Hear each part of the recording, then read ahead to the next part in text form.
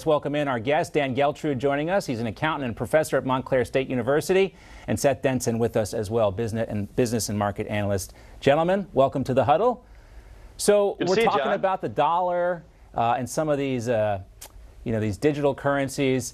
Take a listen to the author of the book Rich Dad, Poor Dad, Robert Kiyosaki, and he talks about what would happen if the U.S. dollar further falls into decline and we use something like a digital currency. Here he is.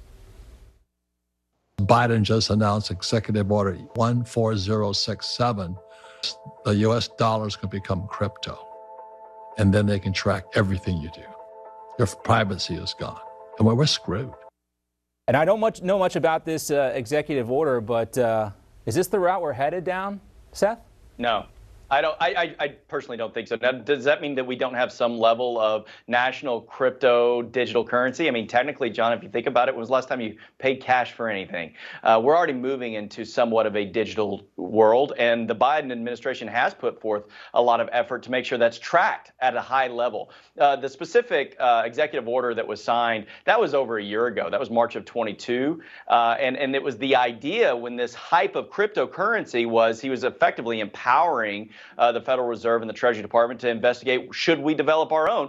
And that was in direct competition of what China is doing. So China is established the digital yuan, and they do think that that is their best path to control the world and gain more global dominance. So we'll see. I still don't think that the digital currency is here because I think at its core, the state governments, the federal governments across the globe are going to fight this tooth and nail because that's the power they have in good old cash.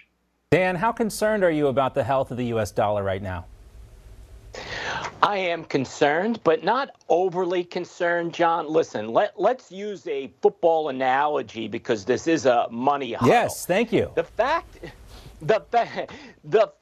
of where we stand right now is having home field advantage related to our currency.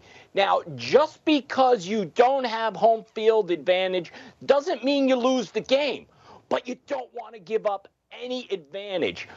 Other currencies or new currencies that may come into play here that further weakens the dollar's dominance of the world, because right now we're at about 60%, right? We certainly don't want that to go lower, but it doesn't mean game over. We have to look at it this way. China's playing the long game, militarily, economically, and financially. We are losing a little bit here and there all over the place. So we have to start going on the offense. Yes, offense is the best defense, or is it the other way around? Or which one wins championships? I can't remember, but that's why we call these huddles money huddles. Great to see you both, Seth and Dan. We'll see you next time in the huddle. Let's break the huddle. Team on three. 1, 2, 3. Go team. Thanks, guys.